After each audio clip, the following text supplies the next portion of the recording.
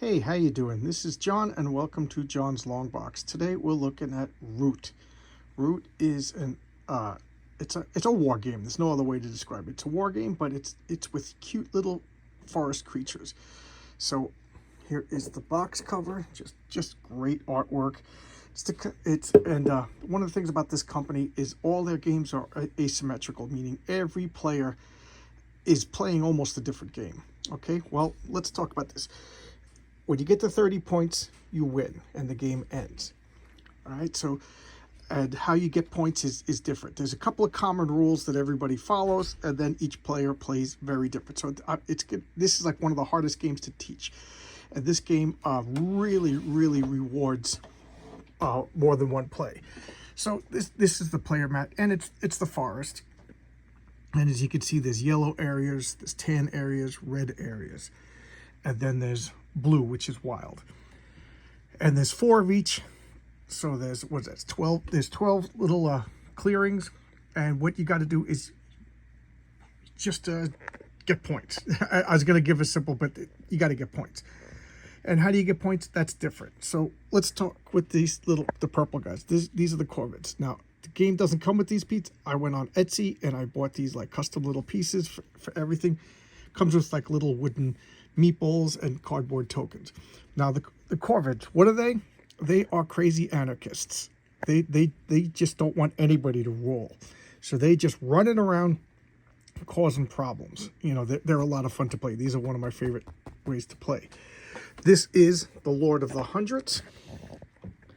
Who is this? This is the Mongol hordes that are just coming in, razing and destroying everything. That's their objective in the game, is to just wreck all the other buildings. And again, I went to Etsy and got like these bags. And this is the Woodland Alliance. Who is this? This is the common folk. This is the little people.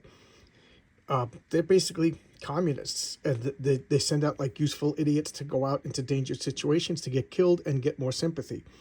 So they send out people to get killed, and then when the people get killed, they get more sympathy. It's brilliant, you know. And they have the least amount of pieces, you know, because they have the least amount of power at the beginning of the game. Takes them a while to get going, but they're dangerous. This is the Lizard Cult. I played this, and I played so bad, and they are just preying on the outcasts of society. If you discard mouse cards, then they are powerful in mouse territories. If you discard wolf cards, or fox cards, then they're powerful in fox. So that I just think, in these times of turmoil, the people that are discarded in society, the lizard cult comes, and they get more powerful the more you attack them. They get worshippers, followers rather. And this is the Marquise de Cat. This is the Cat faction. Who are they? They are the industrial military complex. They are, the industry. That's what they are. They are industry and war. So they build up fast. They build factions. They build factories and things like that. And they're easy to mobilize. They're easy to get troops on the board. And they're one of my favorites. And then, let's just look at all the pieces on the board. And then there's other factions. There's the Beavers, which are merchants.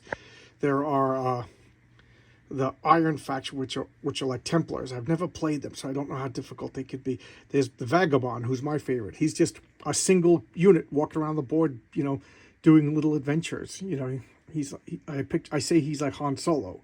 He's just going between all the factions and working for you, working for himself. I kind of like him the most. And and then there's the Birds. The Birds are the old monarchy that are just old and set in stones, and they're slow to get things out. So they're like a computer program. In fact, you have to really plan them. They're the most difficult to play. You either win, just kill everybody, or you have 0 points at the end of the game. They can be really frustrating. And then there's the Moles. The Moles are they're like the union workers. They just build things and and get points for moving around and forging and crafting. It's a fun, interesting game. I know I'm leaving out a faction, but I can't think of who I'm leaving out.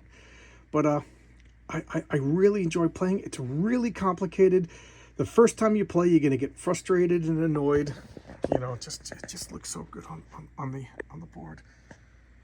You're gonna get frustrated and annoyed. There's a lot of little rules, but my friend Jimmy, who played the Lord of the Hundreds, the Horde, he's not much into board games. He's more into role-playing games, but he picked it up and is doing really good. Now, if you're one of the people like Scott over here, he's really good at board games, but he just didn't get it the first. He was very frustrated, whereas Jimmy just loved it because he just went along with the flow. I came in last place, as you can see, because I was too busy teaching everybody all the rules, and I couldn't concentrate on my own faction because I was too busy. You know, I want everybody to play and enjoy it. But there you go. That's the game. It's a lot of fun. It's just gorgeous. I went to Etsy and got all of the root upgrade tokens because I'm that kind of crazy person. And now I have the unenviable task of putting it away. I'll see you later with another video. Bye-bye.